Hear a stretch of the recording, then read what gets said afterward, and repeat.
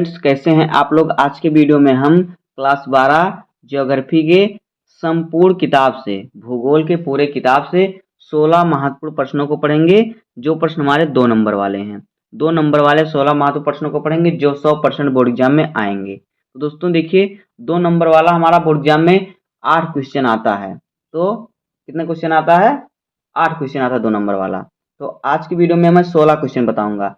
तो आज की वीडियो में जो 16 क्वेश्चन बताऊंगा, इसी में से आपको बोर्ड एग्जाम में पूछा जाएगा। तो आज की वीडियो में आपका 16 नंबर कन्फर्म होने वाला है। तो वीडियो में लास्ट तक बने रहिएगा। आज के वीडियो आपके लिए मोस्ट इंपॉर्टेंट है। अगर आप वीडियो पर हैं तो वीडियो को लाइक कर दीजिए और चैनल पर हैं सब्सक्राइब कर दीजिए, बेल आइकन को प्रेस कर दीजिए, क्योंकि बोर्ड एग्जाम के हर इंपॉर्टेंट टॉपिक का वीडियो आपको चैनल पर मिलता रहेगा। तो ये वीडियो को स्टार्ट करते हैं। देखिए पहला क्वेश्चन हमारा क्या है। पहला क्वेश्चन है कि अप्रवासी और उत्प्रवासी से आप क्या समझते हैं या क्या आशय है। तो देखिए, वह प्रवासी जो किसी नए स्थान पर चले जाते हैं उन्हें अप्रवासी कहलाते हैं, जबकि वह प्रवासी जो एक स्थान से बाहर चले जाते हैं वह उत्प्रवासी कहलाते हैं। ये हो जाएगा पहला क्वेश्चन का आंसर। उसके बाद देखिए दूसरा क्वेश्चन है कि मानव विकास के 3 मूलभूत क्षेत्र कौन से हैं। तो देखिए, दीर्घ एवं स्वस्थ जीवन जीते हुए ज्ञान प्राप्त करना तथा एक शिष्ट जीवन जीने के पर्याप्त साधनों का होना मानव विकास के महत्वपूर्ण पक्ष हैं। क्या? देखिए, दीर्घ यानी लंबा और स्वस्थ जीवन, लंबा जीवन और स्वस्थ जीवन जीते हुए ज्ञान प्राप्त करना तथा एक शिष्ट जीवन जीने के पर्याप्त साधनों का होना मानव विकास के महत्वपूर्ण पक्ष है। जब आप स्वस्थ रहेंगे तो लंबी आपकी आयु होगी, आपके पास ज्ञान रहेगा तो आप सभी साधन का उपयोग कर पाएंगे। देखिए, मानव विकास के ये 3 पक्ष मूलभूत क्षेत्रों में निहित होने आवश्यक है। नंबर 1 है आर्थिक क्षेत्र, दूसरा है सामाजिक क्षेत्र और तीसरा है जनसांख्यिकीय क्षेत्र। अतः इन तीनों क्षेत्रों के विकास से ही मानव विकास का लक्ष्य प्राप्त किया जा सकता है। तो ये हो जाएगा इस क्वेश्चन का आंसर। तो सभी क्वेश्चन आपके 2-2 नंबर के हैं। तो बोर्ड एग्जाम में आपका 8 क्वेश्चन पूछता है 2 नंबर वाला, तो मैं आपको 16 क्वेश्चन बताऊंगा। 16 में से 8 क्वेश्चन आपके बोर्ड एग्जाम में पक्का आएंगे। जितना मैं बताऊंगा इतना ही आपको पढ़ना है 2 नंबर के लिए। आगे देखिए, तीसरा क्वेश्चन हमारा है कि द्वितीय क्रिया तथा तृतीय क्रिया के 2 उदाहरण दीजिए। तो देखिए उत्तर पहला हमारा गया द्वितीय क्रिया। द्वितीय क्रिया में क्या होता है? कुटीर उद्योग एवं विनिर्माण, ये द्वितीय क्रिया है। उसके बाद तृतीय क्रिया क्या है? बैंकिंग सेवा और पर्यटन उद्योग, ये जो है तृतीय से क्रिया है। आगे देखिए, अगला क्वेश्चन है कि कुटीर उद्योग से आप क्या समझते हैं। तो देखिए इसका उत्तर, कुटीर उद्योग कुटीर उद्योग निर्माण की सबसे छोटी इकाई है। जो कुटीर उद्योग होती है निर्माण की सबसे छोटी इकाई होती है। इसमें दस्तकर स्थानीय कच्चे माल का उपयोग करते हैं एवं साधारण औजारों द्वारा परिवार के सभी सदस्य मिलकर अपने दैनिक जीवन के उपभोग की वस्तुओं का उत्पादन करते हैं और निजी उपभोग के बाद शेष बचे हुए माल को स्थानीय बाजार में विक्रय कर देते हैं। इसमें क्या होता है? परिवार वाले मिलकर रोज इस्तेमाल करने वाली चीज़ों को बनाते हैं और जितना उतना उपयोग होता है उतना रख लेते हैं, बाकी बचे हुए माल को बाजार में बेच देते हैं। तो ये होता है कुटीर उद्योग।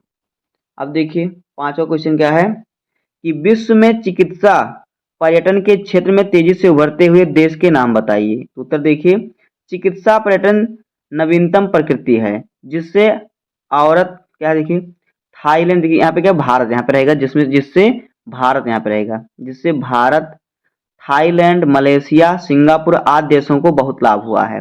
भारत, स्विट्जरलैंड और ऑस्ट्रेलिया के अस्पताल विकिरण बिंबों के अध्ययन से लेकर चुंबकीय अनुनाद बिंबों के निवेचन और प्रासरभ परीक्षणों के तक विशिष्ट चिकित्सा सुविधा को उपलब्ध करा रहे हैं। आगे देखिए, अगला क्वेश्चन है कि परिवहन क्या है। देखिए, परिवहन एक उत्पाद क्रिया है जिसके द्वारा वस्तुओं तथा व्यक्तियों को एक स्थान से दूसरे स्थान तक पहुंचाने के पारिश्रमिक के रूप में आय प्राप्त होती है। परिवहन क्या है? जैसे कि आप रिक्शा वाला है, परिवहन बाइक चला रहा है, गाड़ी चला रहा है, आपको एक स्थान से दूसरे स्थान पर ले जाएगा, जिससे उसे आप पैसे देंगे जो किराया होगा, तो ये उसका है। तो ये हो गया परिवहन। उसके बाद देखिए, अगला क्वेश्चन है कि मुंबई बंदरगाह की भौगोलिक स्थिति का वर्णन कीजिए। तो देखिए, भारत के पश्चिमी तट पर एक द्वीप पर स्थित मुंबई देश का द्वितीय महान नगर है, प्रमुख पत्तन व्यापारिक केंद्र है और औद्योगिक नगर है। यहाँ सूती वस्त्र उद्योग व फिल्म उद्योग विशेष रूप से विकसित हैं। यहाँ के प्रमुख निर्यात पदार्थ सूती वस्त्र, तिलहन, चमड़े का सामान, मैंगनीज, आभ्रक आदि तथा आयात पदार्थ मशीनरी, इस्पात, कागज, रेशमी रसायन व खनिज तेल आदि हैं। ये सभी खरीदता है और ये सभी यहाँ पे बनाता है, ये सभी बेचता है। जो मुंबई है सूती वस्त्र, तिलहन, चमड़े का सामान, मैंगनीज, अभ्रक और फिर जो खरीदता है मशीनरी, इस्पात, कागज आदि सभी के। उसके बाद देखिए अगला क्वेश्चन है 8 नंबर क्वेश्चन है कि भारत की 2 सर्वाधिक जनसंख्या तथा 2 न्यूनतम जनसंख्या वाले राज्यों के नाम बताइए। तो देखिए भारत की सबसे अधिक जनसंख्या वाला राज्य है उत्तर प्रदेश और महाराष्ट्र, और सबसे कम जनसंख्या वाला जो राज्य है वह सिक्किम और मिजोरम। अब आगे देखिए अगला क्वेश्चन है कि रैट जेल के शब्दों में मानव भूगोल को परिभाषित कीजिए। तो देखिए उत्तर फ्रेडरिक रेटजेल के अनुसार मानव भूगोल मानव समाज और पृथ्वी की सतह के बीच संबंधों का संश्लेषण अध्ययन है। उन्होंने मानव भूगोल को मानव और पृथ्वी की सतह के बीच में संबंध का अध्ययन के रूप में भी परिभाषित किया है, जिसमें मानव भूगोल के स्थानिक वितरण और उनके कार्यों का अध्ययन शामिल है। रेटजेल का मानना था कि मानव अपने पर्यावरण का एक उत्पाद है और दोनों के बीच में अंतःक्रिया को समझना महत्वपूर्ण है।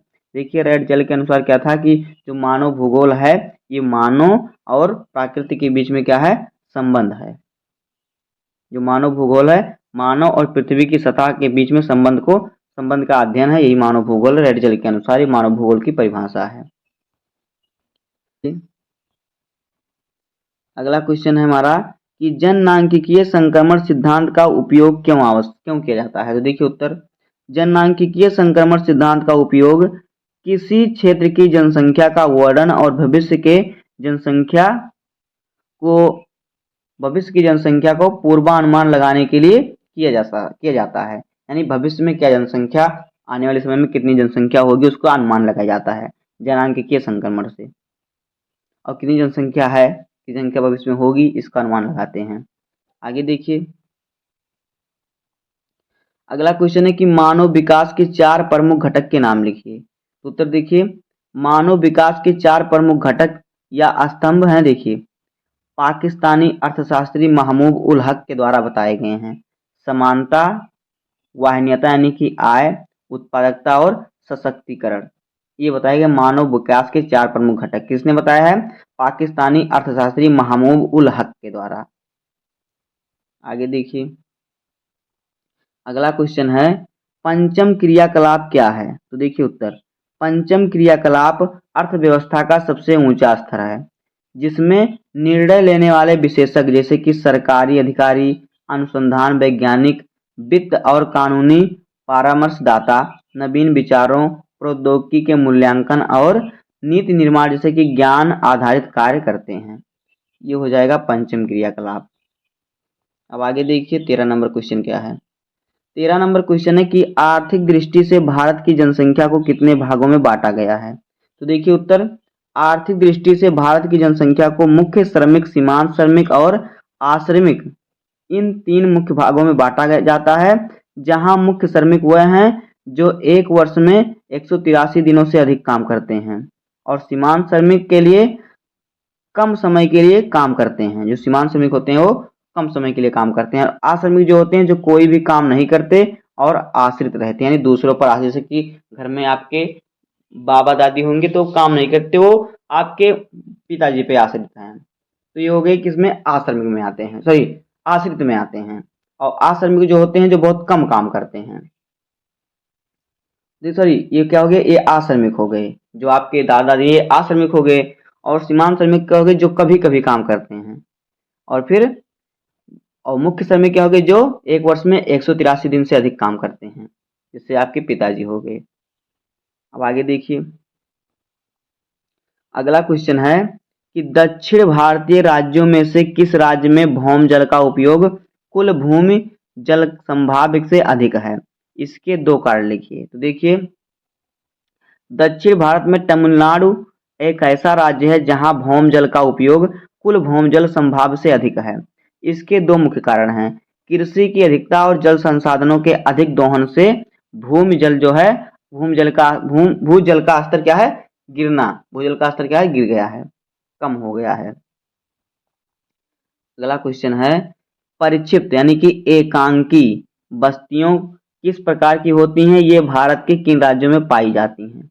तो देखिए उत्तर, परिक्षिप्त यानी कि एकांकी बस्तियां छोटी झोपड़ियों तथा घरों के समूह के रूप में होती हैं, जो दूर दराज के क्षेत्रों में जैसे कि पहाड़ी ढलानों, जंगलों या अत्यधिक खंडित भूभागों में बिखरी हुई होती हैं। ये भारत के उत्तरांचल, अब जो उत्तराखंड है, मेघालय, हिमाचल प्रदेश और केरल जैसे राज्यों के साथ साथ छत्तीसगढ़, मध्य प्रदेश और झारखंड के आदिवासी तथा पहाड़ी क्षेत्रों में पाई जाती हैं। आगे देखिए 16 नंबर क्वेश्चन है, धात्विक खनिज एवं अधात्विक खनिज में कोई दो अंतर लिखिए। तो देखिए धात्विक खनिज और अधात्विक खनिज के बीच दो मुख्य अंतर देखिए।